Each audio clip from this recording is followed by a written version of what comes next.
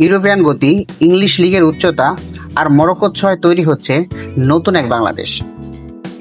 Asian cup অনূর্ধ্ব-20 বাছাই পর্বের জন্য ঘোষিত বাংলাদেশ দলকে ঘিরে এখন তুমুল উত্তেজনা। কারণ এবার শুধু দেশীয় প্রতিভাই নয়, ইউরোপে বেড়ে ওঠা একঝাঁক প্রবাসী ফুটবলারও যোগ দিচ্ছে লাল সবুজ জার্সিতে। যদিও দুই পরিচিত মুখ রোনাল্ড ও ডেকলান সুলিভানকে এবার দেখা যাবে না।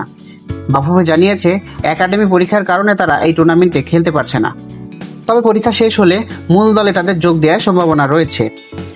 তবে তাদের অনুপস্থিতিতেও বাংলাদেশ দল মোটেও দুর্বল নয়, বরং প্রবাসী ফুটবলারদের প্রোফাইল দেখলে চমকে যেতে হবে। প্রথমে আসি অ্যাডাম আব্বাসের কথায়।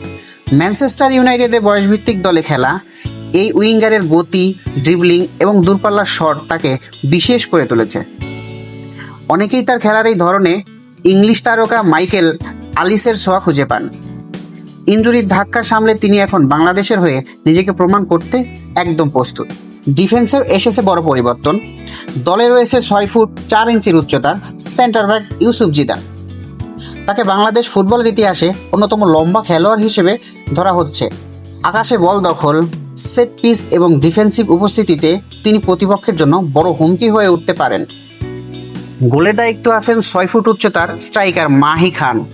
ইংলিশ লিগের মতো মৌসুমে 12 গোল করে তিনি নিজের ক্লাবের সেরা তরুণ খেলোয়াড় নির্বাচিত হয়েছেন। তার গোল করার ক্ষমতা বাংলাদেশের আক্রমণ ফাঁকে আরও নতুন মাত্রা এনে দিতে পারে। মিডফিল্ডে আছে ইব্রাহিম নেওয়াজ এবং অস্ট্রেলিয়ান বংশোদ্ভূত ঈশান মালিক। বিশেষ করে ইব্রাহিমের বল নিয়ন্ত্রণ, পাসিং এবং চাপের মুহূর্তে শান্ত থাকার ক্ষমতা তাকে দলের জন্য বড় সম্পদ হতে পারে।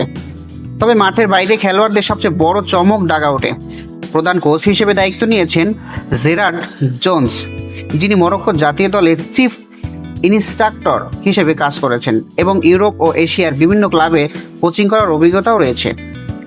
দলীয় প্রতিভা নাজমুল ইউসুফদের সঙ্গে ইউরোপিয়ান ধাঁচে গড়ে ওঠা এই প্রবাসী ফুটবলারদের সমন্বয়ে তৈরি হয়েছে নতুন এক বাংলাদেশ। সামনে আরও কয়েকজন প্রবাসী ফুটবলার যোগ দেওয়ার সম্ভাবনাও রয়েছে।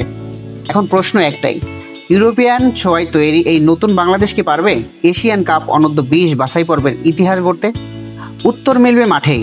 তবে এতটুকু নিশ্চিত, বাংলাদেশের ফুটবলের ভবিষ্যৎ নিয়ে নতুন করে স্বপ্ন দেখার মতো কারণ এবার সত্যিই তৈরি হয়েছে।